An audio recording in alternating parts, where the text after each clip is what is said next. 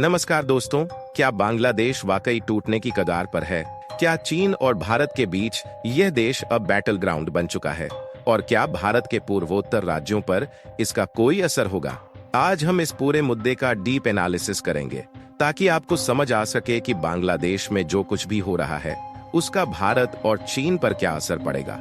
Video को आखिर तक जरूर देखें, क्योंकि अंत में हम आपको बताएंगे कि भारत को इस पूरे घटनाक्रम में क्या करना चाहिए। बांग्लादेश का प्रोविंस प्लान, देश टूटने की शुरुआत। हाल ही में बांग्लादेश सरकार ने देश को 4 अलग अलग प्रांतों प्रोविंसेस में बांटने का प्रस्ताव रखा है। इन प्रांतों को स्वायत्तता ऑटोनॉमी दी जाएगी, जिससे वे खुद अपनी रक्षा, प्रशासन और अर्थव्यवस्था पर फैसले ले सकेंगे।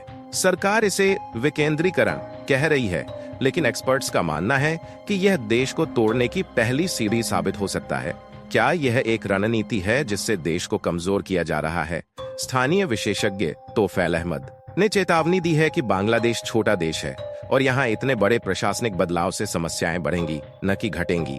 अब सवाल यह है, क्या यह बदलाव किसी बाहरी ताकत के इशारे पर हो रहा है? चीन का खेल, बांग्लादेश को डेब्ट ट्रैप में फंसाने की साजिश। चीन ने हाल ही में बांग्लादेश के साथ 9 बड़े डिफेंस और इंफ्रास्ट्रक्चर डील साइन किए हैं। तीस्ता नदी प्रोजेक्ट, चीन बांग्लादेश में $1 बिलियन का निवेश कर रहा है। फाइटर जेट डील, बांग्लादेश अब चीनी लड़ाकू विमान खरीदने की तैयारी कर रहा है। 1 बिलियन का लोन, चीन बांग्लादेश को भारी कर्ज में फंसा रहा है, ठीक वैसे ही जैसे उसने श्रीलंका और पाकिस्तान के साथ किया। क्या चीन बांग्लादेश को अपने डेब्ट ट्रैप में फंसा रहा है ताकि वह इसे भारत के खिलाफ इस्तेमाल कर सके? अब सवाल यह है, क्या बांग्लादेश भी श्रीलंका और पाकिस्तान की तरह दिवालिया होने की राह पर है? कुछ रिपोर्ट्स का दावा है कि अगर बांग्लादेश कमजोर होता है तो भारत के पूर्वोत्तर राज्यों पर असर पड़ सकता है। चीन चाहता है कि बांग्लादेश भारत के नॉर्थ ईस्ट को लेकर सख्त रवैया अपनाए। कुछ रिपोर्ट्स का दावा है कि यूनुस सरकार ने चीन से कहा, भारत के नॉर्थ ईस्ट में इन्वेस्ट करें। अगर बांग्लादेश में अस्थिरता बढ़ती है तो रोहिंग्या शरणार्थियों और आतंकवाद का खतरा भी बढ़ सकता है।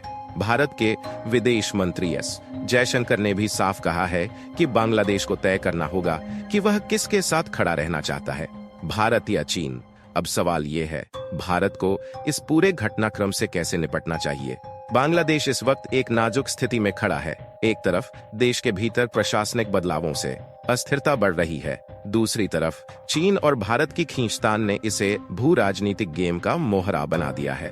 रोहिंग्या शरणार्थी संकट और म्यांमार सीमा पर हिंसा ने स्थिति को और खराब कर दिया है। दोस्तों, अब यह बांग्लादेश के नेताओं पर निर्भर करता है कि वे देश को स्थिरता की ओर ले जाते हैं या बाहरी ताकतों का मोहरा बनाते हैं। अब सबसे बड़ा सवाल, क्या बांग्लादेश टूट जाएगा? क्या चीन भारत को घेरने में सफल होगा, या फिर भारत इस चुनौती का डटकर मुकाबला करेगा? आपका इस मुद्दे पर क्या कहना है? क्या बांग्लादेश अब टूटने की कगार पर है? क्या भारत को इस मामले में हस्तक्षेप करना चाहिए?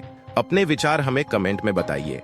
अगर आपको यह वीडियो पसंद आया तो इसे लाइक करें, शेयर करें और हमारे चैनल को सब्सक्राइब करना न भूलें। मिलते हैं अगले वीडियो में, तब तक के लिए जय हिंद।